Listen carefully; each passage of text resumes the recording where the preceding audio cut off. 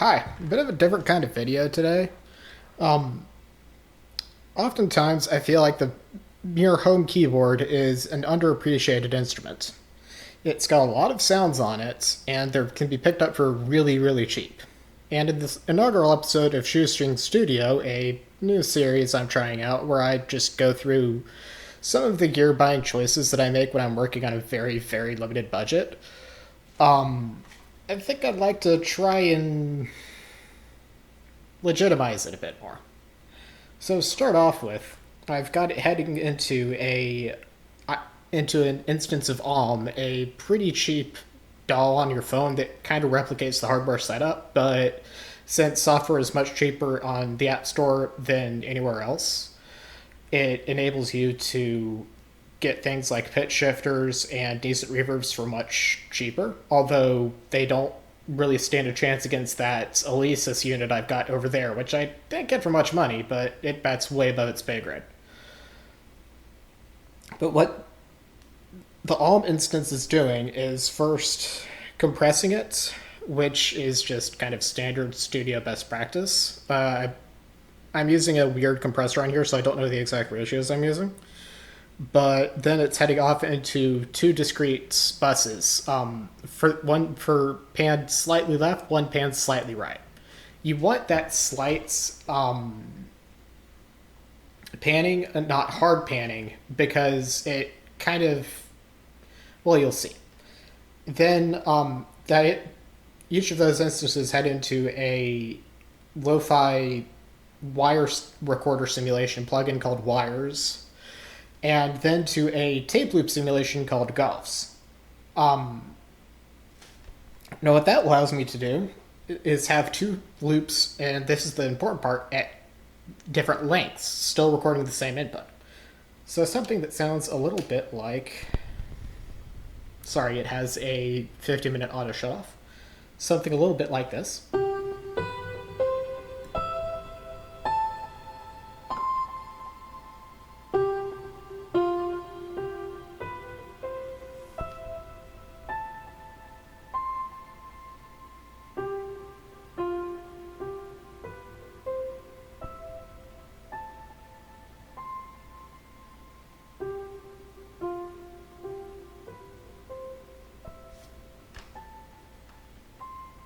I need to make sure they're both recording. Yep, they are. Just must be using a cooked input on my AV receiver. Basically, it creates new melodic segments from your previous input.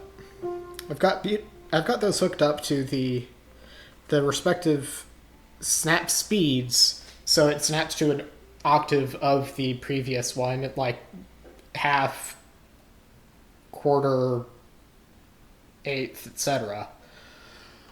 And that keeps it musically related. So I can do something a little bit like...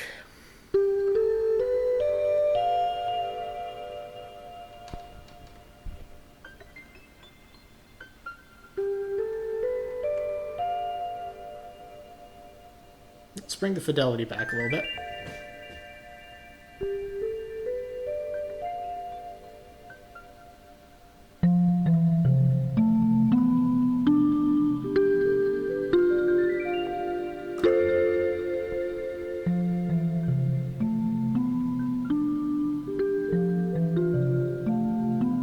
So on this screen, I've got two XY paths, and the left one is all dedicated to handling the speed.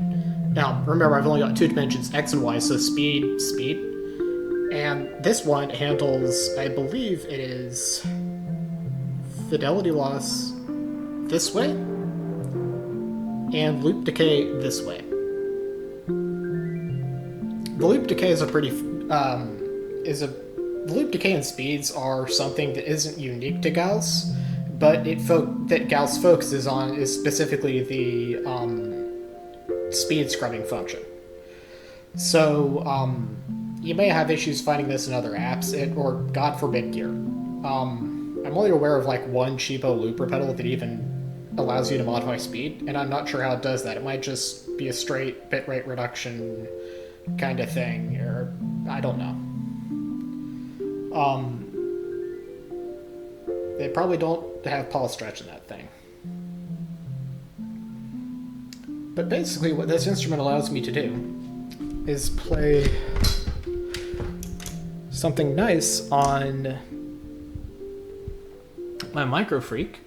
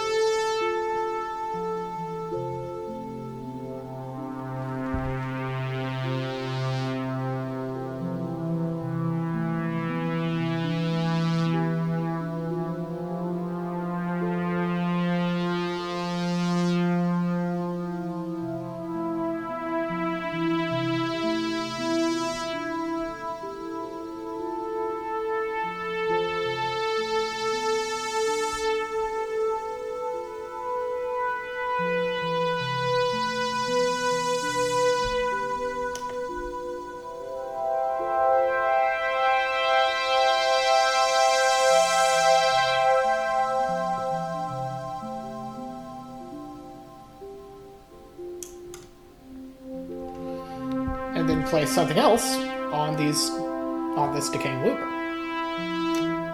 Let's show off the flute patch on this.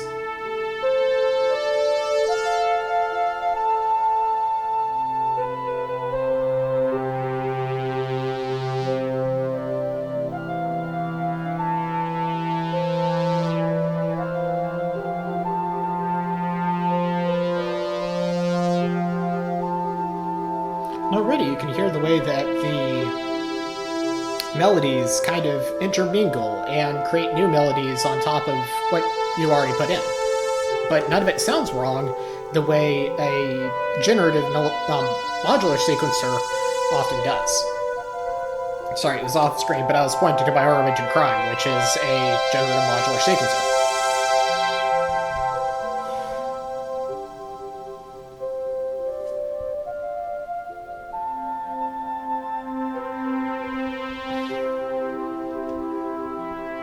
This allows you to do some really stellar effects too, like just starting on low speed and then going to a high reverse speed. The effect is much more pronounced on samples with a clear attack.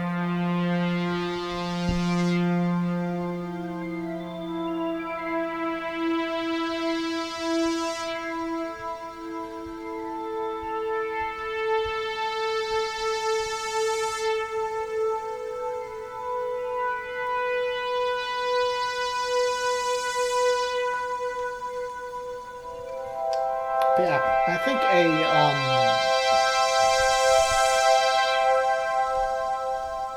think in closing that home keyboards are really useful if you need just and flute or and vibraphone sounds. This one is an old Casio model, and even then it uses PCM samples for relatively high quality sound. And as long as you're not expecting like sampler quality stuff out of it, they're pretty decent, I guess.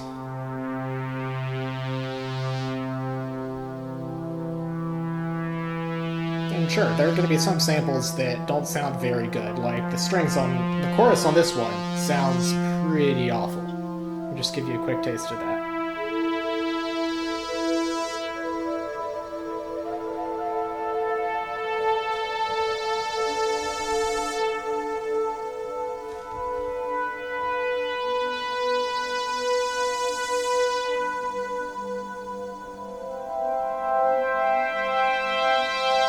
Oop, I keep turning down my font. I need to turn down this knob.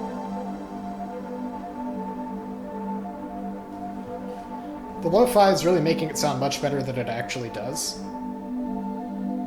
This is what it sounds like dry. But when you add some lo-fi spice into it, it suddenly sounds a little granular.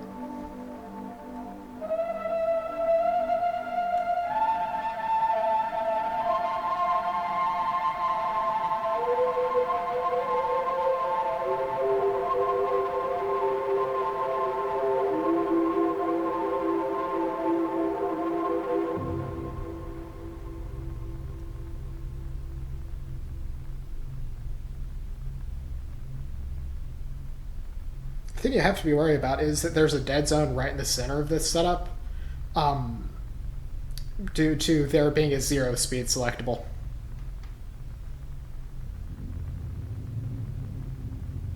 And then a really weird zone where it just becomes really deep because you're at 8 speed.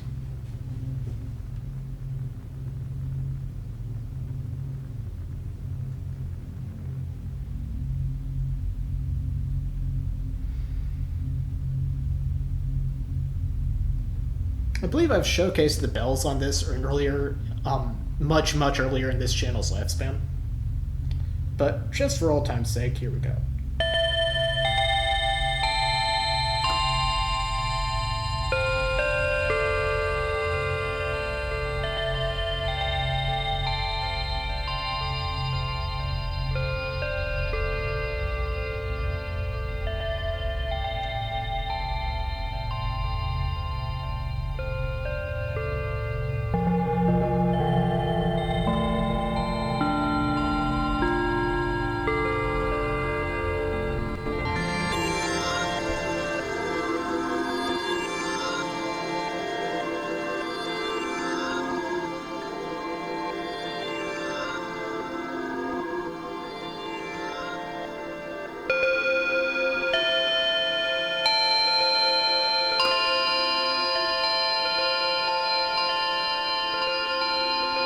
Now, the musical concept that I'm making use of here is called phasing, and is something pioneered, by, of course, by the experimental musicians in the 1960s. I say, of course, like they pioneered much else, but it's one of their greatest exports.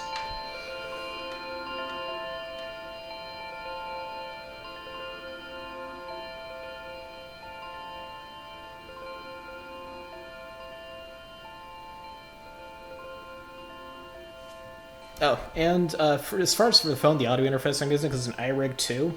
They're mid. They only have one input. Don't get the ones with stereo inputs. They're using some sort of black magic that's not recognized by most doll makers on iOS.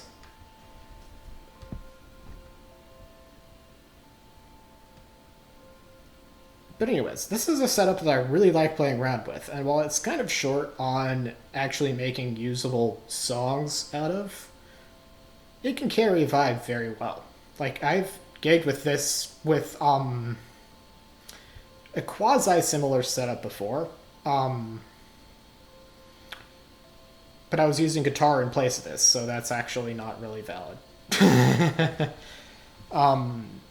But I was using the same exact decaying looper setup, and I was just kind of scrolling through presets on my little modeling amp over there.